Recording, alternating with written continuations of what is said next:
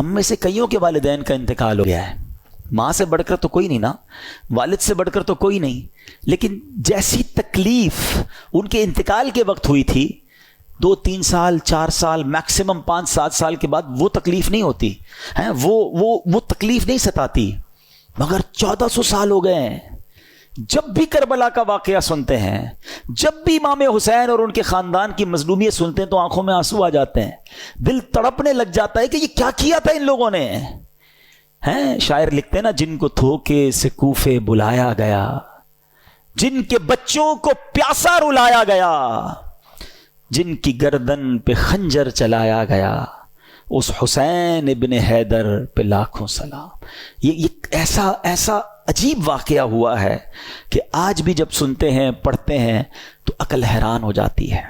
اور یہ ہستی کون تھی، ان کا اسٹیٹس کیا تھا، ان کا مرتبہ کیا تھا، جب یہ سنتے ہیں تو اور عقل حیران ہو جاتی ہے کہ اتنے بڑے مرتبے والی شخصیت کے ساتھ ایسا ظلم۔ کیا وہ اندھے ہو گئے تھے؟ کیا انہیں سمجھ نہیں تھی کہ ہم کن پر یہ ظلم کر رہے ہیں؟ نبی پاک امام حسین کو کہا کرتے تھے یہ وہ میرا بیٹا ہے جس کے لیے میں نے اپنے بیٹے کو قربان کیا ہے۔ لیول آف لو سوچیں کتنا تھا، افیکشن کیسی تھی کہ اپنا بیٹا قربان کر دیا امام حسین رضی اللہ تعالیٰ عنہ پر۔ میرے آقا فرمایا کرتے حسین مجھ سے ہے اور میں حسین سے ہوں۔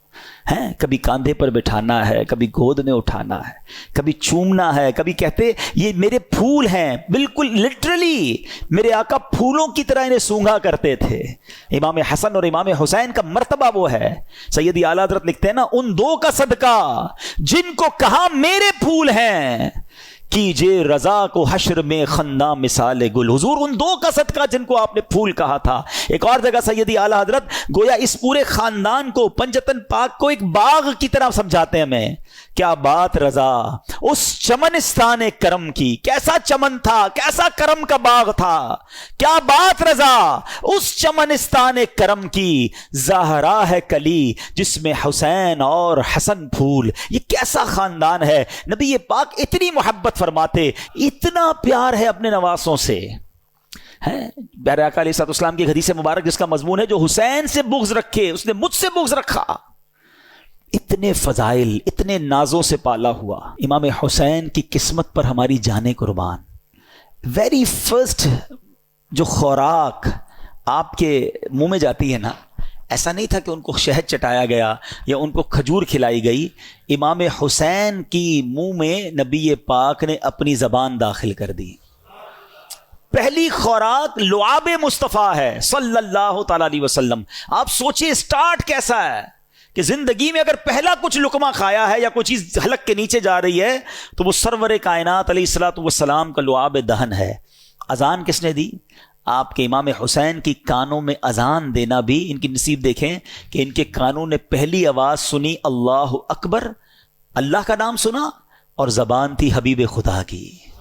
ہائے ہائے ہائے، کیا بیان کریں ہم۔ ہمارے پاس تو سچی بات بتاؤں، ہماری اوقات بھی نہیں ہے، ہمارے پاس نہ وہ الفاظ ہیں نہ ہماری اوقات ہے کہ ہم حسنین کریمین اور اس گھرانے کی شان بیان کریں۔ ہم تو بس صدقہ لینے جمع ہوئے ہیں، خیرات لینے جمع ہوئے ہیں کہ کچھ ان کا ذکر کر لیں۔ اور وہ شاعر کہتے ہیں نا، کچھ نواسوں کا صدقہ عطا ہو، در پہ آیا ہوں بن کے سوالی۔ ہم تو صدقہ لینے جمع ہوئے ہیں، نہ ہماری اوقات ہے نہ ہمارے پاس کچھ پیش کرنے کو ہے۔